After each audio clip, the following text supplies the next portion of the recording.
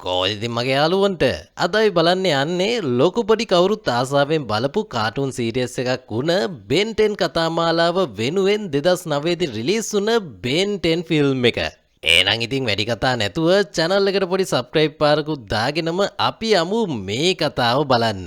ඔන්න එහෙනම් ඕගොල්ලන්ගේ කතාව. කතාව පටන් ගන්නකොටම අපිට පෙන්වන්නේ කඩාගෙන බිඳගෙන පට්ට වේගෙන් නගරේ හරහා යන කොළ පාට වාහනයක්. මේ වාහනේ වර්ගය දන්නවා නම් කමෙන්ට් එකක් දාගෙන යන්නත් අමතක කරන්න එපා හොඳේ. කොහොම හරි මේ වාහනේ කෙලින්ම ගියේ පාළුවට ගියපු ගොඩ නැගිල්ලක් ඇතුළට. ඒ වගේ මේ වාහනේ ඇතුළේ ඉඳලා තියෙන්නේ වෙන කවුරුත් නෙමෙයි අපේ කෙවින් ලොක්කා. එයා මෙතෙන්ට ඇවිල්ලා තියෙන්නේ පොඩි හොරබඩු ගනුදෙනුවක් කරන්න.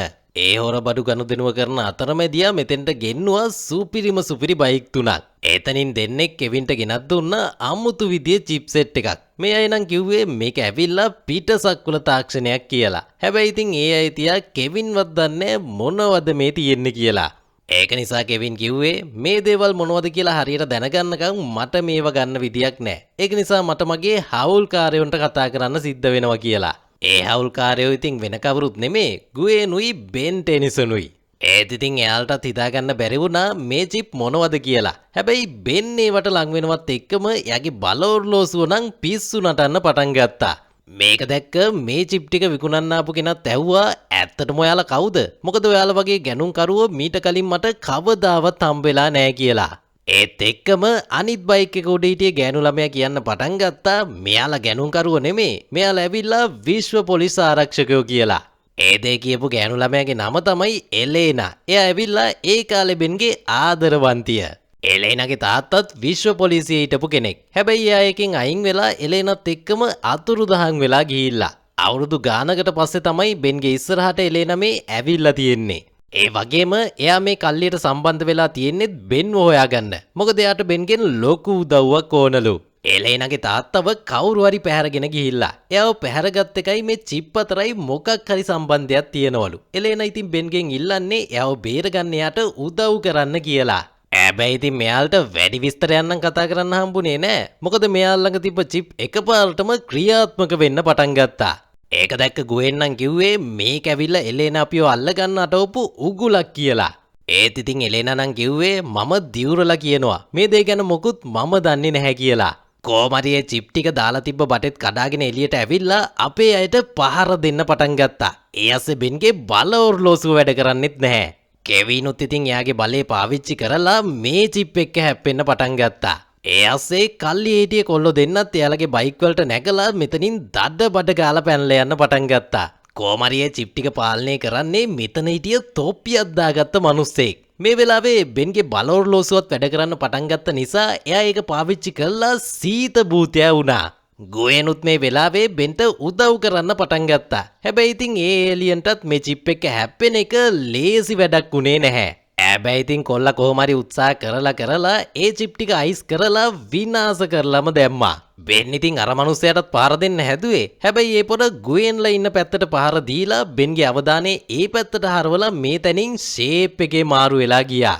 ඒ විතරක් නෙමේ එලේනත් මෙතනින් අතුරුදහන් වෙලා ගිහිල්ලා තිබුණා. අපේ අයටත් දැන් හිතාගන්න බෑ මෙතන මොන මගුලක් වුණාද කියලා. කට්ටිය ඊට පස්සේ කෙලින්ම ගියා වාහන ගරාජ් එකක් ඇතුලේ රහසිගතව හදලා තියෙන එයාලගේ මූලස්ථානේ පැත්තට.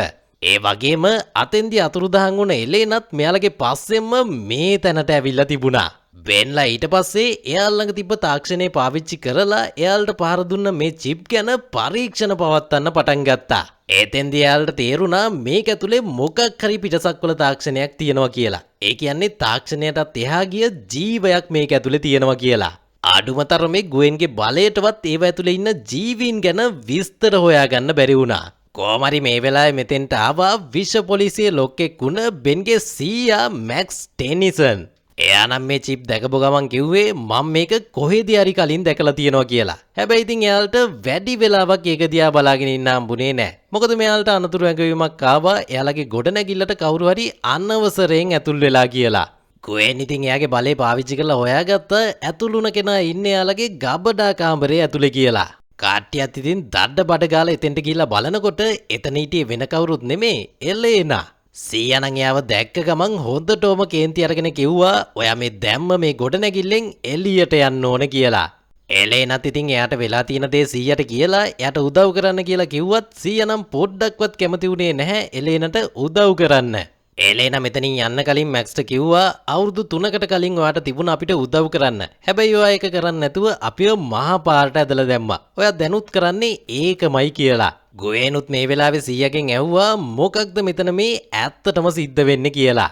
100 ඊට පස්සේ මේ කට්ටියව ඇතුළට එක්කන් ගිහිල්ලා එලේනගේ තාත්තා ගැන විස්තර මේ කට්ටියට පෙන්වන්න පටන් ගත්තා. 100 කියන විදියට එලේනගේ තාත්තා තමයි වික්ටර් එමීලියෝ වැලිඩස්. එයා තමයි 100 මෙච්චර කාලයකට පුහුණු කරපු හොඳම විශ්ව පොලිස් ආරක්ෂකයා. එයා ගොඩක් පිටසක්වල ආක්‍රමණ නවත්තලා තියෙනවලු. හැබැයි දවසක් මේ කට්ටියට හම්බෙලා එයා පිටසක්වල තාක්ෂණය මෙයාලගේ සේප්පු වලින් හොරකම් කර ඉන්නවා. ඒක නිසා මෙයාලා එයාව විශ්ව පොලිසියෙන් අයින් කරලා දාලා. ඒ මදිවට එයා හොරකම් කරලා තියෙන්නෙත් මෙන්න මේ පිටසක්වල චිප්. හැබැයි ඉතින් 100 කොච්චර කිව්වත් බෙන්නම් එලේනට උදව් නොකර ඉන්න කැමති උනේ නැහැ. එයා මෙතන ඔක්කොම ටික දමල ගහලා ගියා එලේනව හොයාගෙන. මේම ගිහිල්ලා බෙන්ට ටික වෙලාවකින් පුළුවන් වුණා එලේනව අල්ලගන්න. ඒ වගේම බෙන් එයාට කිව්වා ඔයාගේ තාත්තව හොයාගන්න මම උදව් කරන්නම් කියලා. අනිත් පැත්තෙන් කෙවිනුත් මේ වෙලාවේ උත්සාහ කරනවා එයාලගේ මැක්සියාගේ රහසිගත ෆයිල් වගේකට ඇතුල් වෙන්න. මොකද මේ ෆයිල් ඇතුලේ වික්ටර් ගැනත් තොරතුරු තියෙන හින්දා. ගුවෙනුත් ඉතින් එයාලකට ගිහිල්ලා කිව්වේ ඕක ඇවිල්ලා විශ්ව නීති උල්ලංඝනය කරන වැඩක් නේද කියලා. හැබැයි ඉතින් ගුවෙන්ටත් මේක ඇත්ත නැත්ත හරියටම බලා ගන්න ඕන නිසා එයා කෙවින්ට කිව්වා අපි මේක හැක් කරලා බලමු කියලා. රෑ වෙනවත් එක්කම බෙල්ලට පහර දීපු මිනිහා තනියම කියව නගරෙ මැදින් ඇවිදගෙන යන්න පටන් ගත්තා. මේම ඇවිදගෙන යන අතරේ නගරේ හිටිය නසරානියෝ දෙන්නෙක් ඒ පොරව නවත්තගෙන යව කොල්ල කන්න හැදුවා. හැබැයි ඉතින් මේ ඩයල් එකත් එක්ක ඒ ඩබල් නම් හැප්පෙන්න බැරි වුණා. අනිත් හොඳම වැඩේ තමයි මේ තොප්පිය අස්සේ ඉන්නේ එලේනගේ තාත්තා වුණ වික්ටර්. හැබැයි එයා ඉන්නේ නම් හොඳ සිහියෙන් නෙමෙයි. ඒ මදිවට එයා ළඟ තිබ්බ චිප් පාවිච්චි කරලා මේ මිනිස්සු දෙන්නවත් එයාගේ පැත්තට හරව ගත්තා. මේම ටික වෙලාවකට පස්සේ එලේන බෙන්ව එක්කන් ගියා ටිකක් පරණ ගොඩ නැගිල්ලක් ළඟට. මොකද එයාගේ තාත්තා පරීක්ෂණ කටයුතු වලට නිතරම මෙතෙන්ට ආවා ගියා කියලා. හැබැයි ඉතින් වික්ටරුත් මේ වෙලාවේ දැක්කා එලේනා බෙන්ව මෙහෙට එක්කන් ඇවිල්ලා කියලා. ඒක හින්දා එයාලා ඇතුළට යනකන් ඉඳලා වික්ටර් එයාගේ චිප් ටික එයා අල්ලගත්ත මිනිස්සුන්ව පාවිච්චි කරලා මෙතනින් වෙන තැනකට අරගෙන යන්න පටන් ගත්තා. ඒ විදියට චිප් ටික අරගෙන ගියපු නිසා බෙන්ලට මේක ඇතුලේ තිබිලා කිසිම දෙයක් හොයාගන්න බැරි වුණා. හැබැයි බෙන්ට මෙතන තිබිලා හම්බුණා වික්ටර් ෂිප්පිට් කියලා කම්පැනි එකක් එක්ක ගොඩක් ගනුදෙනු කරපු කොළ වගයක්. හැබැයි ඉතින් එයාලට ඒව ගැන වැඩි වෙලාවක් බලන්න හම්බුනේ නෑ. මොකද වික්ටර් චිප් වලින් පාලනය කරන මිනිස්සු වගේක් මෙතෙන්ට ආවා. එයාලා කිව්වේ අපිට ඔයාලව රැජින ළඟට එක්කන් යන්න ඕන කියලා. ඒ ආසේ බෙන්ගේ ඔරලෝසුව වැඩ කරන්නෙත් නෑ. ඒක නිසා දෙන්නා දඩ බඩ ගාලා හදිසි පිටවීමේ දොරටුව පාවිච්චි කරලා මෙතනින් පැනලා යන්න පටන් ගත්තා. හැබැයි ඉතින් ගොඩනැගිල්ලෙන් එළියට පැනගත්තත් පාරෙත් ඒ වගේ මිනිස්සු හෙන්න තොගයක් ඉන්නවා. බෙන් ඉතින් මේ වෙලාවේ මේ ජීවියෙක්ව එයාගේ බල ඔරලෝසුවටත් පිටපත් කරගත්තා. එලේනත් ඒ අස්සේ එයාගේ බයික් එක අරගෙන මෙතනින් යන්න ගිහිල්ලා එයා බයික් එකත් එක්කම බිමට ඇදගෙන වැටුණා. කෙල්ලගේ වෙලාවට බෙන් ආපහු ඇවිල්ලා එයාවත් බේරගෙන මෙතනින් පැනලා යන්න පටන් ගත්තා. මේම ටික දුරක් ගිහිල්ලා බෙන් බයික් එක නවත්තලා එලේනට කිව්වා අපි ෂිප්පිට් එක තියෙන පැත්තට යමු. එතනින් මොනවාරි හොඩුවාවක් අපිට හොයාගන්න පුළුවන් වෙයි කියලා. අනිත් පැත්තෙන් කෙවින්ලටත් පුළුවන් වෙලා වික්ටර්ගේ වීඩියෝ ෆයිල් වගේක් හොයාගන්න.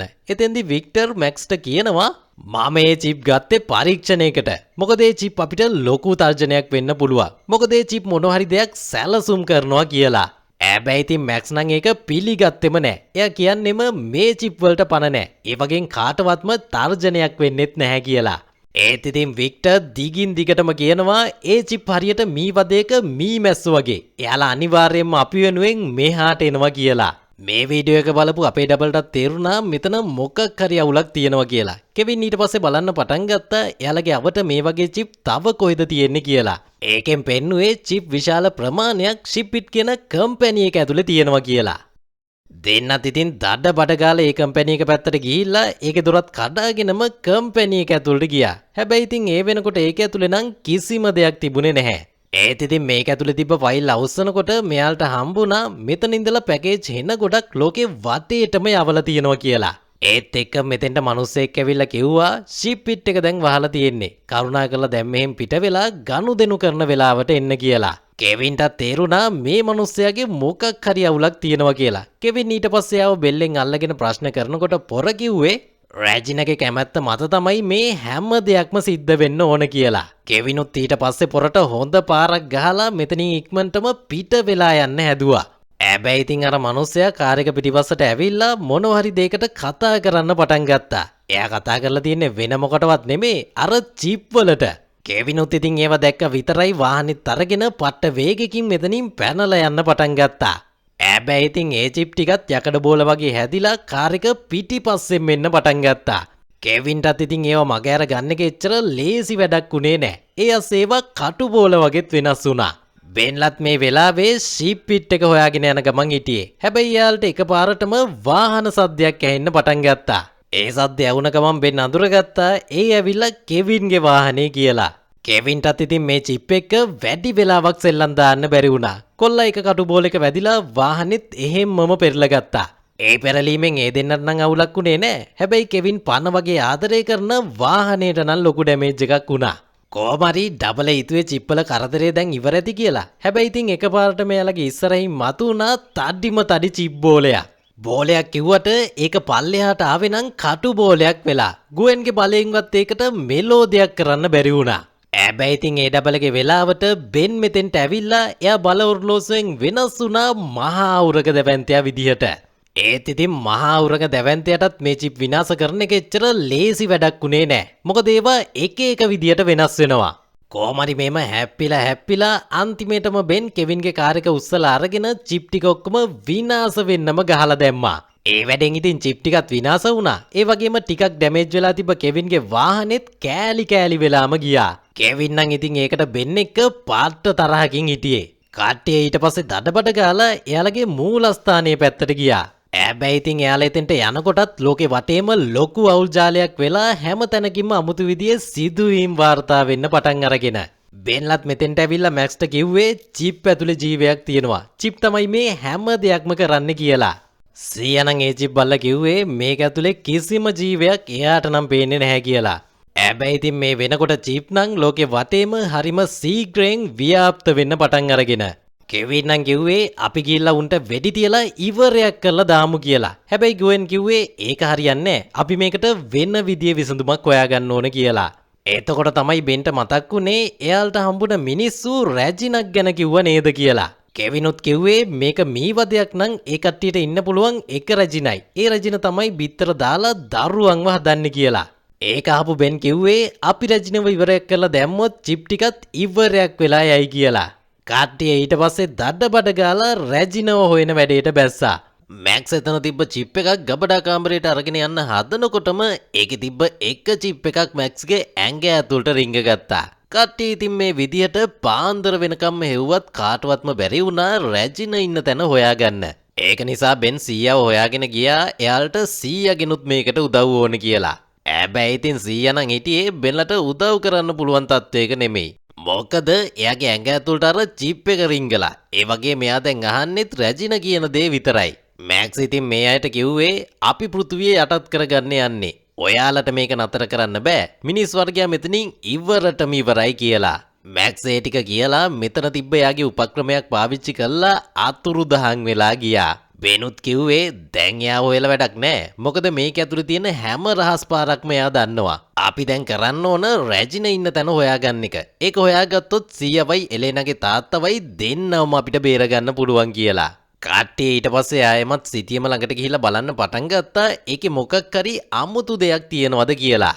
මේම බලාගෙන යනකොට කට්ටියට හම්බුණා බාරෙන් රොක් කියන පැත්තේ චිප් වෙන ගොඩක් නිෂ්පාදනය වෙනවා කියලා. ඒ වගේම ෂිප් පිට් එකේ ලෝක බෙදා හැරීමේ මධ්‍යස්ථානයේ තියෙන්නෙත් එහෙ කියලා. ඒ ටිකෙන් කට්ටියට තේරුණා මෙතන වෙන්නේ නැති චිප් නිෂ්පාදනය කරන්නේ. ඒ වගේම අනිවාර්යෙන් රැජිනත් එතන ඇති කියලා.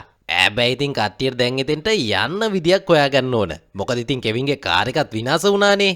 ඒත් ඉතින් කෙවින් ළඟ ඒකට උත්තරයක් තිබුණා. මොකද එයා තවත් කාර් එකක් හදලා බෙන්ගේ උපන්දින තෑග්ග විදියට දෙන්න. හැබැයි ඉතින් කෙවින් දැන් නම් මේක බෙන්ට දෙන්න කැමති උනේ නැහැ. මොකද එයාගේ වාහනේ බෙන් කෑලි කරපු හින්දා.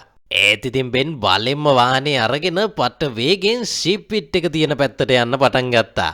කොහොමරි කට්ටිය ෂිප් පිට් එක ළඟට ගිහිල්ලා බලනකොට එතන මිනිස්සු හෙන්න ගොඩක් හොගාලා වැඩ. ඒ වගේම යාලා හෙට මෙහෙට අරගෙන යන්නෙත් පිටසක්වල චිප්. කට්ටිය ඊට පස්සේ තව ටිකක් ළඟට ගිහිල්ලා බැලුවා. එතෙන්දී යාලා දැක්කා මැක්සියත් මෙතන ඉන්නවා.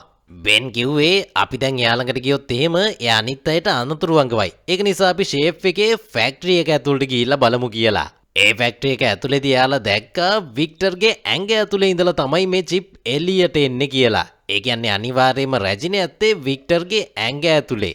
රැජින වික්ටර්ව රෝකඩයක් වගේ නටවනවා. කෙවින් නම් කිව්වේ පුළුවන් තරම් ඉක්මනට අපි මේක නවත්තලා දාන්න ඕන. අපි වික්ටර්ව විනාශ කරොත් රැජිනත් එහෙමම විනාශ වෙයි කියලා. හැබැයි ඉතින් එලෙනා නම් ඒ යෝජනාවට කොහොමටවත් කැමති වුණේ නැහැ. ඒ අස්සේ ගුවේනුත් කිව්වේ එක මිනිස්සෙක් වෙනුවෙන් මුළු මානව සංහතියම අපිට අන්නතුරේ දාන්න බෑ කියලා. ඒත් එලෙනා ආයෙමත් බෙන්ට කිව්වා ඔයා පොරොන්දුනා මගේ තාත්තව මට බේරලා දෙනවා කිව්වා කියලා. බෙනුත් කල්පනා කරලා කිව්වේ කවුරුවත් මැරෙන්න ඕන නෑ. මම මෙතන ඉන්න හැම මිනිස්සෙක්ම බේර ගන්නවා. මම උරක දැවැන්තියා වෙලා මේ චිප් ඔක්කොම විනාශ කරලා දානවා කියලා. හැබැයි ඉතින් ගුවෙන් කිව්වේ මහා උරක දැවැන්තයවත් රැජින චිප් වලින් එයාගේ පැත්තට හරවගත්තොත් එහෙම අපිට කිසිම දෙයක් කරගන්න බැරි වෙනවා කියලා. බෙන් ඊට පස්සේ ආයෙමත් කල්පනා කරලා කිව්වා මම මගේ බලෝර්ලෝසුවට ඒ චිප් ජීවියෙක්ව පිටපත් කරගත්තා. මම ඒගොල්ලොන්ගෙම කෙනෙක් වුණොත් මට පුළුවන් වික්ටර්ගේ ඇඟ ඇතුළට ගිහිල්ලා රැජිනව ඉවරයක් කරලා දාන්න කියලා. හැබැයි ගුවෙන් ආයෙමත් කිව්වේ ඒක ඔක්කොටම වඩා භයානකයි. මොකද රැජිනට එතකොට පුළුවන් ඔයාවත් පාලනය කරන්න. සමහර විට ඔයා රැජිනගේ සදාකාලික වහලෙක් වෙයි කියලා. ඒ අස්සේ එලේනවත් මෙතන හිටිය මිනිස්සෙක්ට අහු වුණා. හැබැයි ඉතින් කෙල්ල වැඩ දන්න නිසා ලේසියෙන් මේ මිනිස්සයාගෙන් ගැලවෙන්න පුළුවන් වුණා. ඒත් ඉතින් මෙතන ඉන්න හැම මිනිස්සෙක්ම දැනගත්තා බෙන්ලා මේක ඇතුලේ ඉන්නවා කියලා. දැන් ඉතින් වෙන කරන්න දෙයක් නැති නිසා බෙන්ට මේ රිස්ක් එක ගන්නම සිද්ධ වෙනවා කියලා එයා චිප් ජීවියෙක් විදියට වෙනස් වෙන්න පටන් ගත්තා. ඒ වැඩෙන් බෙන් ගොඩක්ම පොඩි වෙලා චිප් ජීවියෙක්ටත් වඩා අමුතුම ජීවියෙක් විදියට වෙනස් වුණා. බෙන් ඊට පස්සේ වික්ටර් ඉන්න පැත්තට ගිහිල්ලා එයා තව ටිකක් පොඩි වෙලා වික්ටර්ගේ නහය අස්සෙන් එයාගේ ශරීරය ඇතුළට රිංග ගත්තා. ඒත් එක්කම වික්ටර්ගේ ඇඟ ඇතුළේ ඉන්න රැජින බෙන්වත් එයාගේ අනට කීකරු කරගන්න උත්සාහ කරන්න පටන් ගත්තා. ඒක ඉතින් බෙන්ට වගේම වික්ටර්ටත් ගොඩක් වේදනාත්මක දෙයක් වුණා. අනිත් පැත්තෙන් එළියේ ඉන්න සෙට් එකත් මෙතන ඉන්න මිනිස්සුත් එක්ක හැප්පෙන්න හේන්න ගේමක් දෙනවා. රැජිනටත් ඉතින් බෙන් වයාගේ අනසකට කීකරු කරගන්න එක අමාරු වැඩක් වුණ නිසා එයා වික්ටර්ගේ ඇඟෙන් ගැලවිලා බෙන්ට පහර දෙන්න පටන් ගත්තා. බෙන්ටත් ඉතින් ඒ සටන ලේසි පහසු සටනක් වුණේ නෑ. ඒ අස්සේ එළිය තිබ්බ චිප් ටිකත් ටිකෙන් ටික ක්‍රියාත්මක වෙන්න පටන් ගත්තා. කෙවින්ලත් මේ වෙලාවේ ඉන්නේ එළියේ ඉන්න මිනිස්සුත් එක්ක හැප්පෙන්න බැරිම තැනක. බෙනුත් ඉතින් මේ වෙලාවේ පට්ට ගේමක් දීලා උත්සාහ කරලා අන්තිමේට යට පුළුවන් වුණා මේ රැජිනව ඉවරයක් කරලා දාන්න. රැජින ඒ විදියට විනාශ වුණ හින්දා එළිය තිබ්බ හැම චිප් එකකුත්ම සම්පූර්ණයෙන්ම විනාශ වෙලා ගිහිල්ලා මිනිස්සුන්ටත් පුළුවන් වුණා එයාලගේ පියවි සිහියට එන්න. බෙනුත් ඒත් එක්කම දඩ බඩ ගාලා වික්ටර්ගේ ඇඟ ඇතුලෙන් එළියට පැනගත්තා. එතනින් වදකාර චිප්වල කතන්දරේ ඉවරයි. කට්ටියට මිතින් ගොඩක් සතුටුයි පිටසක්වල ජීවීන්ගෙන් පෘථිවිය බේර ගන්න පුළුවන් වුණ එකට. ඒ වගේම මැක්සියටත් පුළුවන් වුණා ආයෙමත් එයාගේ පියවි 100ට එන්න. ඒ වගේම එයා ගොඩක් අගය කරා බෙන්ගේ එයාගේ කණ්ඩායමේ මේ මෙහෙයුමට. කොහොම හරි ඉතින් බෙන් මේ මෙහෙයුම සුපිරියටම කරපු නිසා මැක්සියා තීරණය කරා විශ්ව පොලිසිය එයාගේ තැන බෙන්ට දෙන්න. හැබැයි ඉතින් බෙන් නම් ඒක ගන්න කැමති වුණේ නෑ. බෙන් කිව්වේ තාමත් ඔයා විශ්ව පොලිසියට ඕන කරනවා කියලා. ඉතින් මේ විදියට මේ කතාව ඉවර වෙනවා. තවත් අලුත් කතාවකින් හම්බෙනකන් ඔයගොල්ලෝ හැමෝටම සුබම සුබ දවසක්.